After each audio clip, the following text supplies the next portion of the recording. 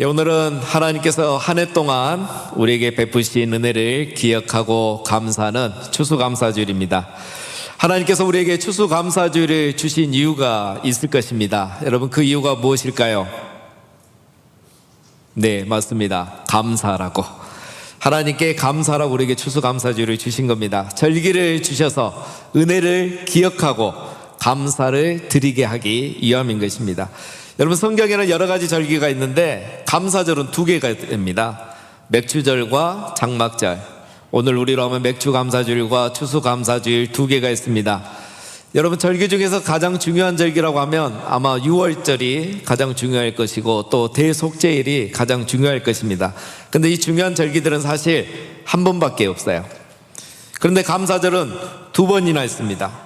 왜 감사절은 두 번 있을까요? 네, 잊지 말고 감사라고.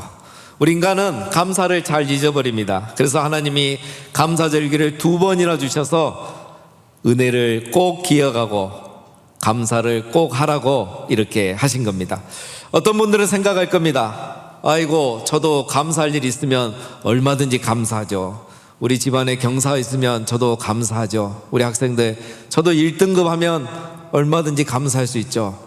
그러나 여러분, 그렇게 생각하면 평생 감사할 수 없습니다. 맞죠? 감사는 모든 것을 가진 사람이 하는 것이 아닙니다. 감사는 이미 가진 것을 깨닫는 사람이 하는 것입니다. 이미 받은 것을 기억하는 사람이 할 수 있습니다.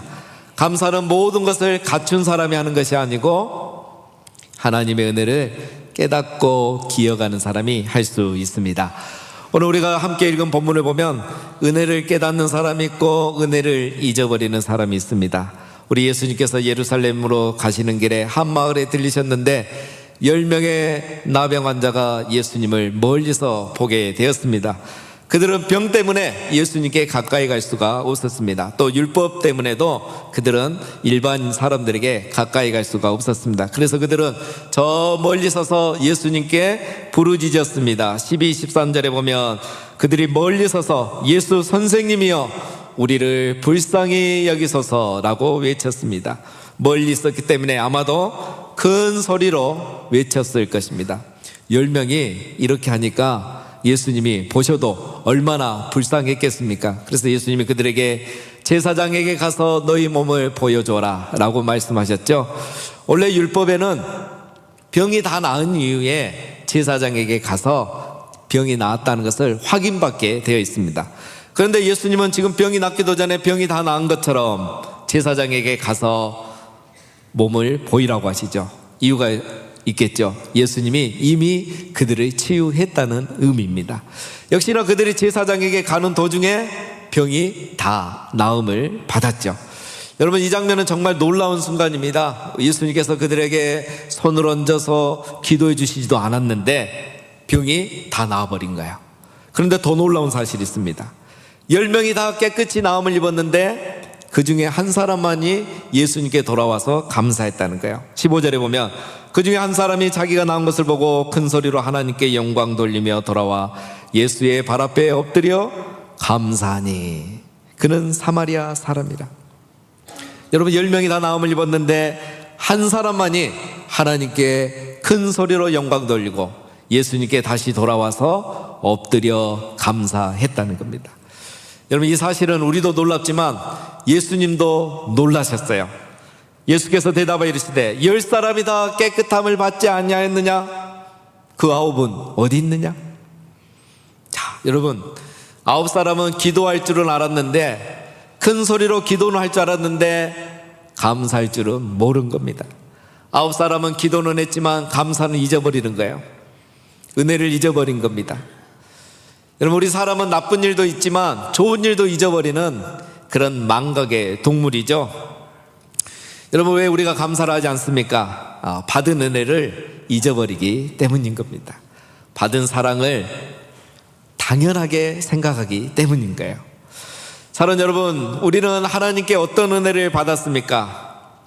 우리는 오늘 우리 찬양대에서 찬양했지만 나병 환자보다 더 큰 은혜를 받았습니다. 여러분, 우리도 이전에는 영적으로 나병 환자와 같았습니다. 성경에 나오는 이 나병은 우리가 생각하는 어떤 그런 한센병을 말하진 않습니다. 당시에 이 나병은 피부 발진과 같은 이런 다양한 질병, 비슷한 질병들을 집합적으로 이렇게 말한 게 바로 나병입니다. 당시에는 이 나병을 치료하는 방법이 없었어요. 그래서 이 나병을 일명 9년병이라고 합니다. 9년.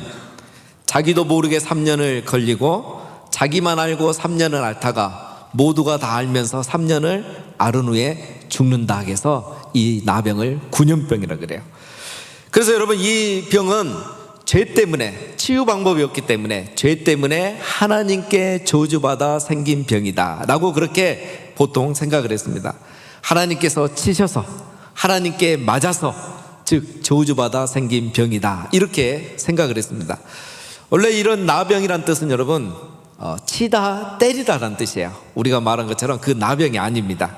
치다 때리다, 즉 하나님께서 치셔서, 하나님께 맞아서, 즉 저주받아 생긴 병, 이걸 나병, 이렇게 말합니다. 그래서 나병은 여러분 그 부정한 병으로 취급을 받는 거죠. 왜? 하나님께 저주받는 병이기 때문에. 그래서 이 나병 걸린 사람은 부정한 사람이고 또 부정한 병으로 이렇게 취급을 받은 겁니다. 여러분, 치유 방법이 없는 이 병은 부정한 자가 되는 거고요, 모든 좋은 것에서 격리가 됩니다. 가족과 사이로부터 격리가 되고, 하나님이 고쳐주지 않으면 나음받을 수 없는 병, 바로 이게 나병입니다. 사랑하는 여러분, 우리가 바로 이들처럼 허물과 죄로 부정한 자가 되어서 하나님이 구원하여 주지 않으면 절대 구원받을 수 없는 죄인이었었습니다. 하나님이 용서해 주지 않으시면 용서받을 길이 없는 부정한 자가 바로 우리들이었습니다. 그런데 예수님이 오늘 10명의 나병 환자를 고쳐주셨듯이 우리 하나님께서 우리 예수님의 보혈로 부정한 우리를 깨끗하게 하시고 죄로 죽은 우리를 다시 살리신 줄 믿습니다. 그런데 우리가 이 큰 은혜를 받고도 어느 순간부터 이 은혜를 잊어버리는 거죠. 아니, 당연하게 생각하는 겁니다. 오늘 9명의 이 사람들처럼. 여러분, 무엇을 보면 알 수 있습니까? 감사가 우리 입술에서 사라지는 것을 보면 알 수가 있습니다. 이미 받은 은혜를 잊어버리고 없는 것만 생각하고 불평하며 살아가는 우리 자신을 보면 우리도 이 큰 은혜를 받고서도 잊어버린 이 9명과 같다는 것을 알 수 있습니다. 사랑하는 우리 성도인 여러분, 우리 청년 여러분, 감사할 것이 없다고 하지 마시고 받은 은혜를 기억하고 감사하는 우리 모두가 되시기를 주님의 이름으로 축원드립니다. 우리가 늘 하는 찬양 있죠. 날 구원하신 주 감사, 모든 것 주심 감사. 무엇보다도 여러분, 우리를 구원하여 주신 은혜를 감사하고 우리가 구하는 것 이상으로 모든 것을 우리에게 주신 그 하나님의 은혜에 감사하는 성도가 되시기를 주님의 이름으로 축원합니다. 여러분, 믿음의 사람은 감사합니다. 믿음의 성도는 감사할 줄 압니다. 믿음 좋다는 유대인 9명은 오늘 감사를 잊어버렸고 이방인이었던 사마리아인 한 명만 예수님께 감사했습니다. 여러분, 누가 믿음이 있는 겁니까? 유대인입니까? 사마리아인입니까? 유대인이 아니라 사마리아인입니다. 예수님은 오늘 이 사마리아 사람의 믿음을 칭찬하시죠. 그에게 이르시되 일어나 가라, 내 믿음이 너를 구원하였느니라. 여러분, 유대인 9명은 예수님을 그냥 선생으로만 알았습니다. 병 고쳐주는 선지자로만 알았습니다. 예수님을 구원자로 믿지 않았죠. 그래서 은혜 받은 거 감사하지 않은 겁니다. 믿음이 없었던 거죠. 사마리아인은 예수님을 구원자로 믿었던 겁니다. 왜? 하나님이 아니면 이 병을 고쳐줄 수 없는데, 그래서 이 병은 하나님께 치였다고, 맞았다고, 그래서 저주받은 병을 하고 지금까지 사회로부터 가족으로부터 격리되어 살았는데 하나님이 아니면 고쳐줄 수 없는 이 병을 저분이 고쳐주셨기 때문에 이것이 바로 은혜인 줄 알고 그는 돌아와서 하나님께, 예수님께 감사를 드린 겁니다. 병이 우연히 나은 것이 아니고 하나님이 고쳐주셨기 때문에 나음받았다는 걸 그는 믿었던 것입니다. 믿음이 없는 9명은 은혜를 당연하게 여기고요, 우연으로 여기고요, 그러나 믿음 있는 이 사마리아인은 은혜를 은혜로 알고 하나님, 예수님께 감사를 드린 겁니다.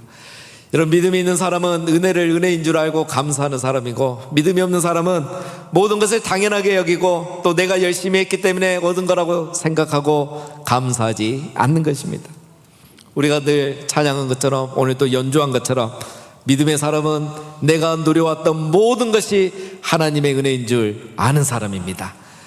내가 지나왔던 모든 시간이 하나님의 은혜인 걸 아는 사람입니다. 내가 걸어왔던 모든 순간도 당연한 것은 하나도 없고 다 하나님의 은혜임을 아는 사람인 것입니다. 그래서 믿음의 사람은 범사에 감사하게 되어 있는 것입니다. 사랑하는 성도님 여러분, 모든 것을 가진 사람이 감사하는 게 아니라 하나님의 은혜를 깨닫는 사람이 감사하는 것입니다. 어떻게 우리가 하나님의 은혜를 깨달을까요? 어떻게 하면 우리가 범사에 감사할 수 있을까요? 그러려면 여러분, 우리의 태도를 바꿔야 돼요. 감사는 해석이라고 제가 한번 말씀드린 적이 있습니다.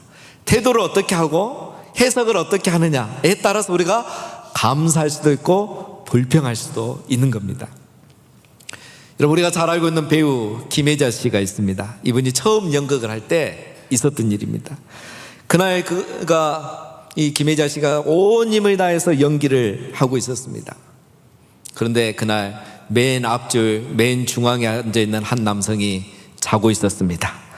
연극이 시작할 때부터 끝날 때까지 그냥 조는 게 아니라 머리를 뒤로 제치고 잠을 자고 있었어요. 이 연극을 하는 김혜자 씨가 기분이 너무 나빴어요. 조는 것도 아니고 아예 잠을 자다니, 내 연기가 이렇게 볼품이 없단 말이야. 자존심도 상하고 기분이 나빴어요. 연기를 마치고 무대 뒤에 갔습니다. 사람들이 물었어요. 오늘 연기 어땠어요? 어땠어요? 김혜자 씨가 있는 그대로 말을 했다고 합니다. 나 오늘 연기 완전히 망쳤습니다. 앞에 자고 있는 저 남자 때문에 힘이 다 빠지고 연기할 기분이 오늘 안 났어요. 오늘은 최악이었습니다. 이렇게 말을 했어요. 그래서 사람들이 이 말을 듣고 다들 이렇게 말했다고요. 아니, 그러지 마시고 그 사람에게 감사하세요. 그 사람이 김혜자 씨를 얼마나 보고 싶었으면 제일 비싼 티켓을 사서 그 앞자리에 앉았겠어요.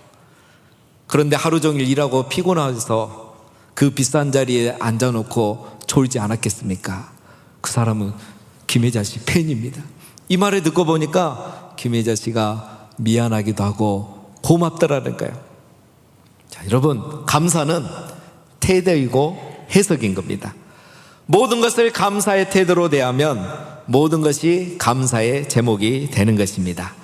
모든 것이 하나님의 은혜라는 믿음으로 해석하고 모든 것을 감사의 태도로 대하면 범사가 감사의 제목이 되는 줄로 믿습니다. 우리가 여러분, 지난주 금요일날, 엊그제죠, 온세대 금요기도회 때 요셉의 이야기를 살펴봤습니다. 요셉이 자기를 팔았던 형제들에게 했던 그 고백 기억나시죠? 자기를 미워하고 죽이려고 했던 이 형들을 요셉은 미워하지 않았죠. 복수하지도 않았습니다. 오히려 요셉이 형들에게 어떻게 고백합니까? 창세기 보면은 45장에 당신들이 나를 이곳에 팔았다고 해서 근심하지 마소서, 한탄하지 마소서. 하나님이 생명을 구원하시려고 나를 당신보다 먼저 보내셨나이다. 하나님이 나를 먼저 보내셨습니다. 하나님이 당신들보다 나를 먼저 보내셨습니다.